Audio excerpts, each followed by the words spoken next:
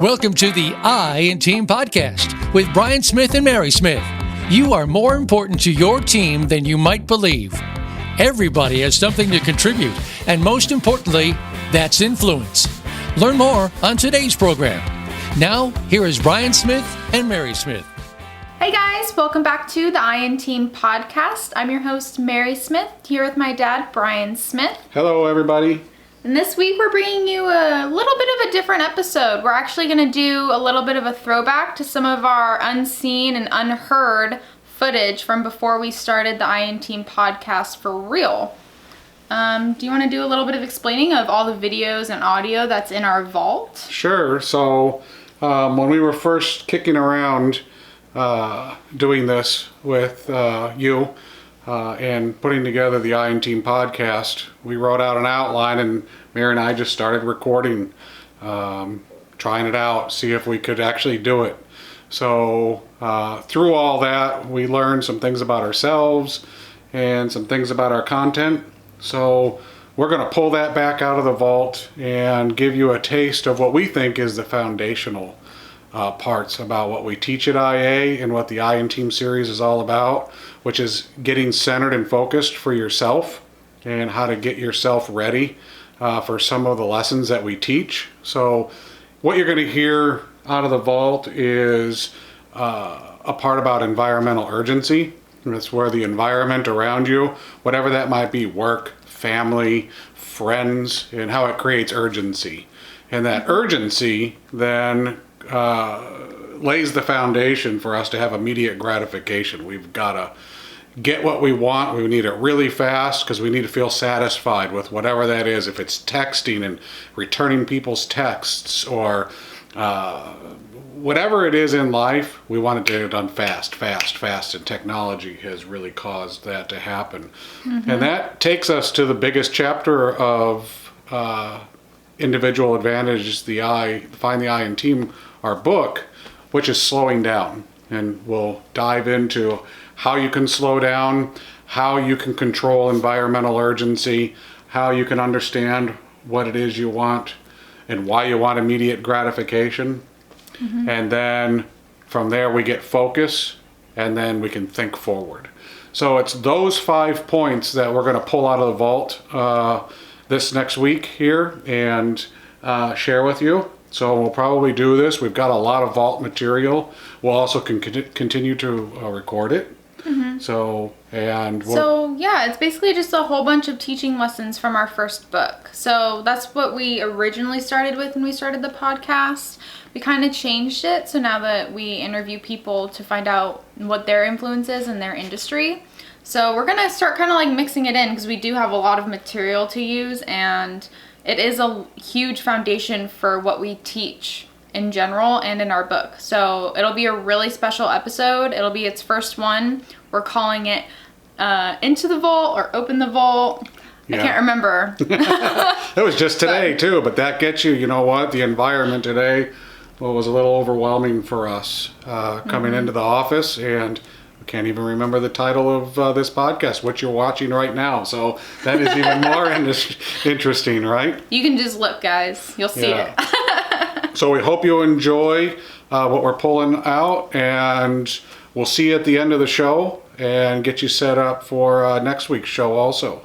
So I hope you enjoy. Hope you enjoy, guys. Today we are going to talk about immediate gratification and really what that means in the workplace and individually to ourselves. So now, at least at this time in society, we're bombarded with this need to immediately react and to complete tasks and to get things done just as quickly as possible. And funny enough, it's turned into part of our subconscious. You can walk down the street and watch people and see how quickly they will pull a phone out or respond to an electronic stimulation. And by that, I mean, phones or reply to social postings.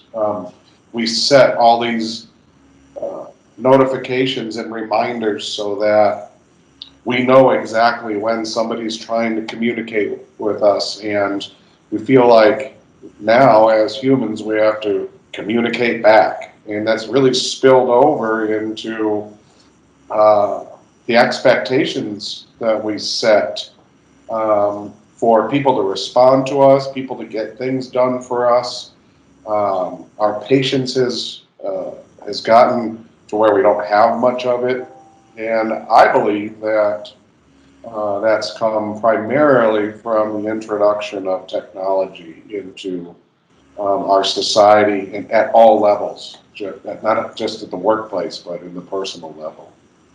You know, it's a really thing that's kind of dear to me, immediate gratification, because it goes back to a long time ago. In 2001, when I argued my dissertation, which was titled Technology-Induced Attention Deficit Disorder, in 2001, we didn't have smartphones like we do today. We didn't have social networking. We didn't have this communication infrastructure in place. We did have the internet, and we did have email, and we did have rudimentary forms of text messaging and other types of electronic communication that, while not as quick as today, they were still a lot quicker than we were used to, say, even in the 90s, or, well, way before that in the 80s. But what I saw happening through the 90s with the introduction of personal computers on the desktop was an increase in people's expectation to have information delivered to them sooner. And way back in the late 90s and early 2000s, but really in the late 90s, we started to see people in office environments begin to expect data quicker, answers to questions quicker, decisions to be made quicker. And it prompted me and really led me to write that dissertation, because I believe technology has created a certain form of attention deficit disorder, which drives the need for immediate gratification. We lose interest if we're not being answered. We lose patience. We lose interest. And those are all signs of ADD. Thinking forward is preparing yourself to be focused in whichever personal environment or work environment you're going to be in. So when you're at work, preparing your work environment to have less impact from maybe personal issues. And I'm not talking about disconnecting so that you can receive emergency phone calls or respond to your spouse or your children. I'm mostly talking more about what happens today with social networking interruptions, outside influence that is beyond our control because we allow for people to invade us in those places. So thinking forward is preparing your environment. And when you remove work or the personal aspects of your life out of the environment you're trying to have the most influence in at the time, you'll notice that your attention will be accentuated. You'll be able to focus better. And it's a scary thing sometimes to do. It's scary even for some people just to shut the door and close themselves off from that environment that might be just right outside. They may feel, or you may feel like you need to have a lot of direct control.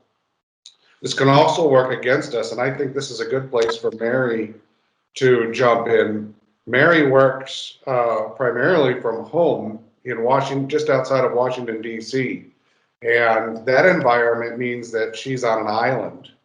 So how do you prepare yourself, Mary, to not feel like you're on an island all the time and get yourself in work mode in a place where you're alone, but you need to collaborate almost on a regular basis?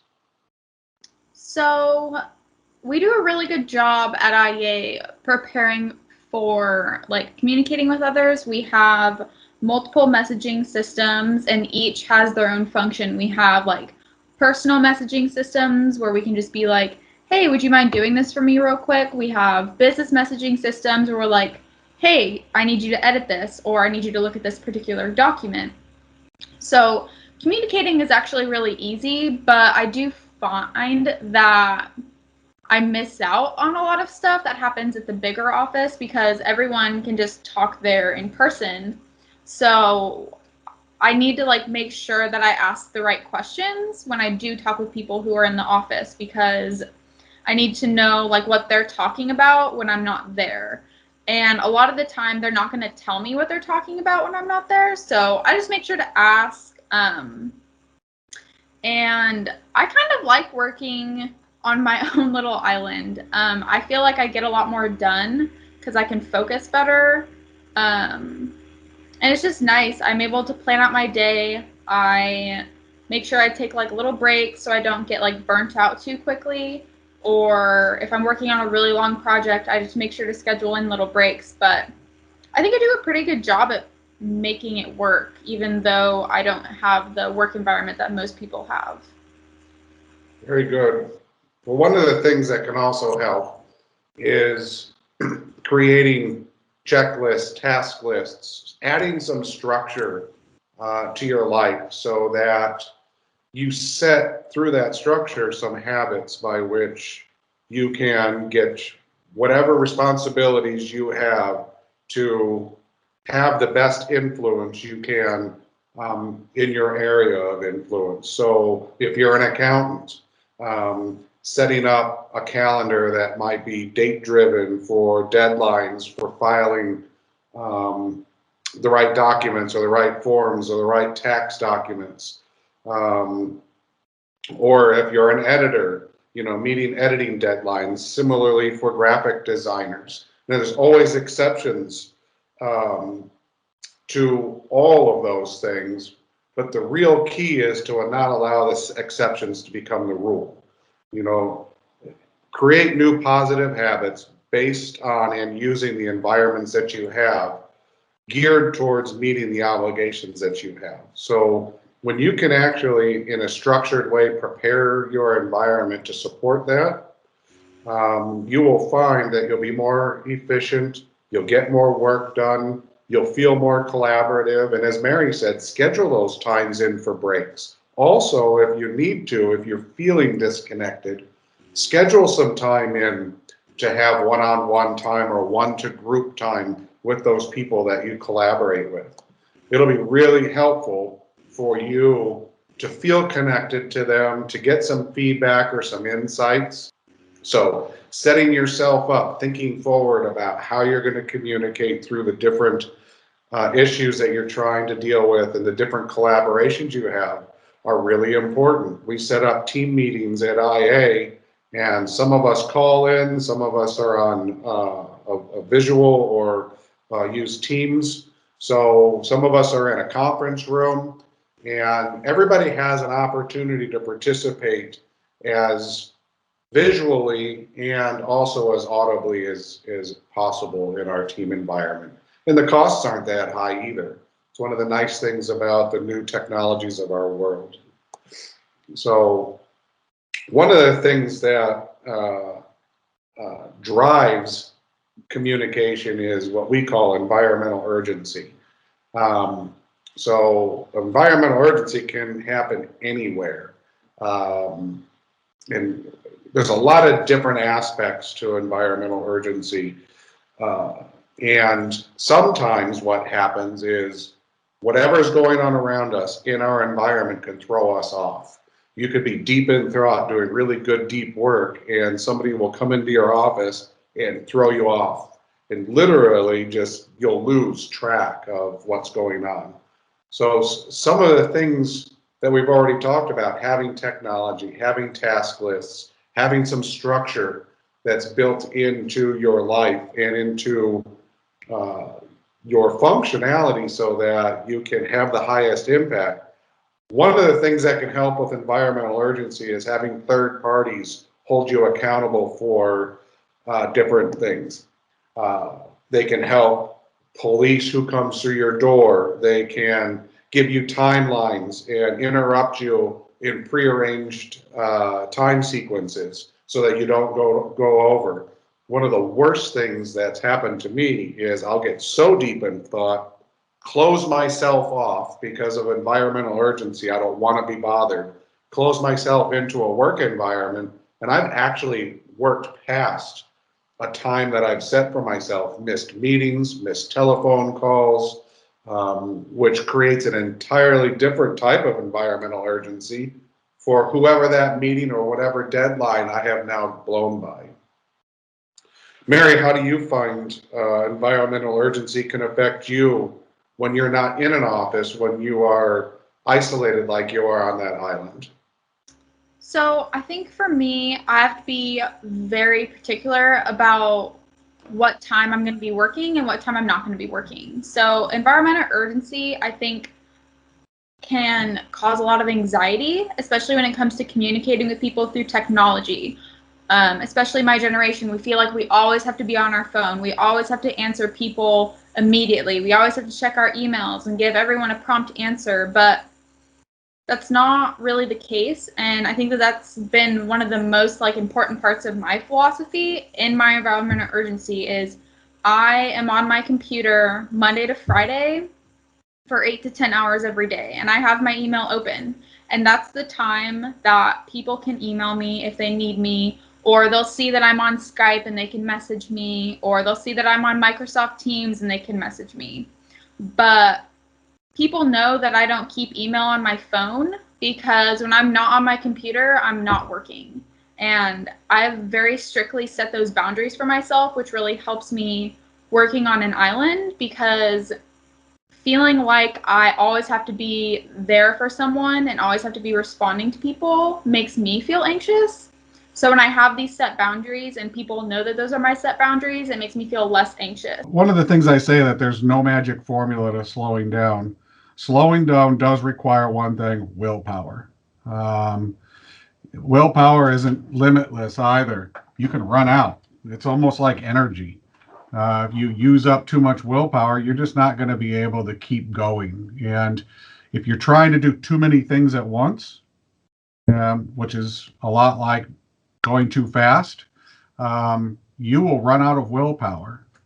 So one of the things I want to bring in is asking Mary is, Mary, this section, I think, coming from the technology-driven group of people, your generation has been really inundated with technology and raised with technology, and you rely on technology more than people from my generation. How did this particular part of the book really affect you? And what did it do for you? I think for me in particular, I happen to be a very slow person in my normal life and my everyday life when I'm not working. But the book helped me realize that I'm not as slow when I'm working for work. I'm very fast, my mind moves very quickly, and it makes me anxious, it makes me feel frustrated. And those emotions really hindered my work, because when you feel anxious and you feel upset, you can't work with a clear mind and you can't get work done as quickly. So for me, it really helped me because I realized I really needed to apply my slowness from my everyday life, and I needed to apply that to my work life as well. And it really helped me to realize that things are going to be okay, and things are going to be, they're going to work out. They're going to work out the way they're meant to work out. And as long as you're doing your best and applying your best, then it's going to be okay. But in order to do that, in order to be your best and to use a clear mind, you do need to slow down, and you need to just kind of relax and focus on your current moment and your current task. And by doing that, by focusing, you actually relieve a lot of that anxiety. And I found that by being more present in my life and not worrying too much about the future and not worrying about the past when I'm doing work tasks has really helped me to do tasks more efficiently. Right, right. So, humans, we have a tendency to just speed through everything, right? I got to get this done. I got to get this done. I got to get it to the next task. And we as humans also tend to measure ourselves based on time, how fast we get something done, based on some deadline, which usually is based on time. Setting expectations or having expectations set for us can cause us to also go too fast. And sometimes we do it to ourselves, and sometimes the people that we are subordinate to or that we answer to set unrealistic expectations. And it can manifest itself anytime, anywhere. And when it does, one of the first things that you just pointed out, Mary, that you feel is anxiety. And oddly enough, anxiety can cause us to actually go faster because we want to get done faster. And one of the things that happens when we do that is we make mistakes. And that really is the first part of the lesson is when we go too fast, we do have a tendency to make mistakes. We overlook things. We don't cross the T's. We don't dot the I's, which is simplistic, but it really does identify the level of problems that we face. And when we don't cross the T's or dot the I's, when we don't look at the finer details, we have to circle back around and redo our work. We have to answer for the mistakes that we make because we go too fast. In the book, I share a story. It's a story that I share, and I call it the peanut butter syndrome, because it truly does identify how going too fast can interfere with the most simple functions that we have in life. And one morning, I was getting ready for work. My mind was in a place that wasn't where I was. I wasn't in the present moment. I was thinking about where I was going, what I was going to do in an hour or 2 hours from that time. And I was doing something at my house that we all do often in our houses every day, getting ready and having breakfast. And at the time, my breakfast consisted of peanut butter toast. And I was toasting bread, and I go open up the cupboard and am looking for the peanut butter so that I can put peanut butter on my toast. And in frustration, because I wasn't really thinking about the peanut butter, I was thinking about the meeting I was going to have in the near future. In frustration, asked Renee, "Where's the peanut butter?" To which she answered as she reached over my shoulder, "It is right here, right in front of my face. First thing at eye level was peanut butter." But because my mind was someplace else, my thoughts, my attention was elsewhere, I didn't even see it right there in front of my face. And so I call that peanut butter syndrome, and I use it on a weekly basis when trying to put into context to people what going too fast can do to us and what problems it can cause and how important. Imagine if you could miss something that you look at every day in your cupboard, at your house, what you could miss in a work environment, what you could miss in situation awareness when you walk into a customer and you're trying to evaluate what that customer might need. And if you are thinking about something, the next meeting, or something that's going on in your life at home, or something that's going on at work that's other than what's going on at that moment, you're going too fast. And you really cannot focus on what is required at that moment. So slowing down for us is really about being present, right? It's about being in the moment, having situation awareness, understanding what's going on around you at that time, and staying focused. And the big question now that comes to everybody is, well, how do I do that? How do I get in the moment? And it requires that willpower, and it requires that self-discipline. So how about you, Mary? Share with everybody how you might slow yourself down when you feel yourself speeding up and being drawn away from your present moment into something that is distracting you and taking you somewhere else. So for me, and I recently discovered this, and I want everyone to know that you're going to have to do some trial and error to figure out what's really going to help you slow down, because it's not going to be the same for everyone. The way your brain works, who you are, it's all going to affect how you slow down. So I've been trying different things for a few months, and I recently found one thing that really helps me, and I realized that it helps me. Say hello to Bilbo. Hi, Bilbo. He's very active. So sometimes when I'm not sleeping well at night, when my brain is racing really fast and I'm really tired and I want to sleep, but I'm really thinking about everything, I have to remind myself that there is a time and a place to think about these things, and it's not when I'm trying to go to sleep.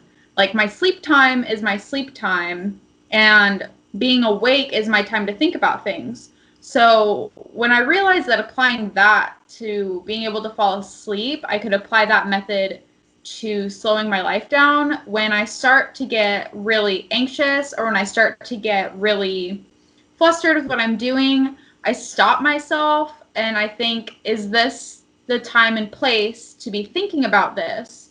And if it's not, then I will make a note of it on the side in written form so that I don't forget, because then later I don't want to be thinking, oh my gosh, what was I thinking about?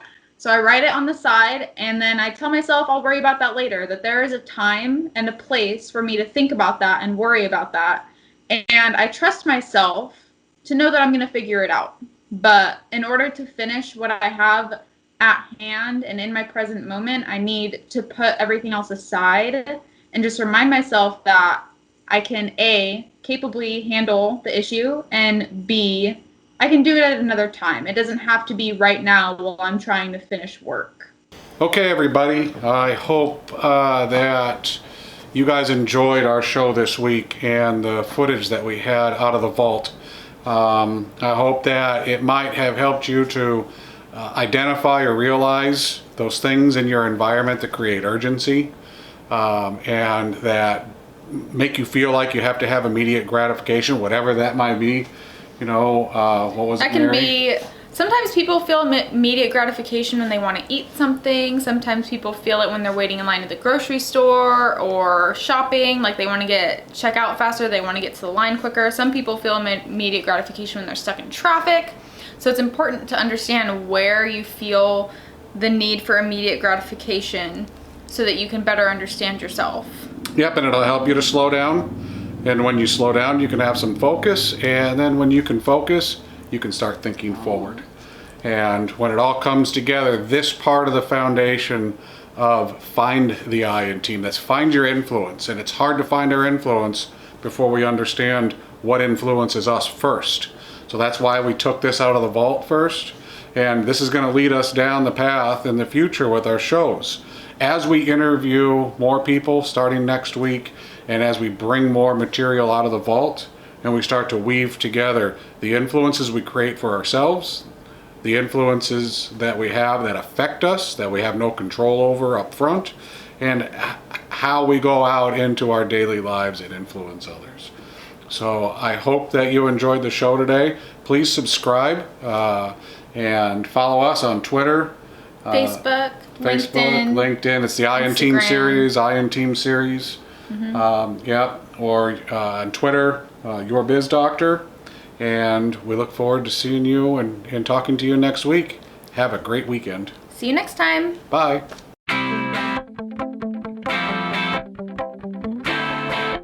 Thank you for listening to the I in Team podcast. We hope we've positively influenced you and you've picked something up from the show that you can use in building and influencing other individuals or your team. Please join us soon for another program on the Voice America Business Channel.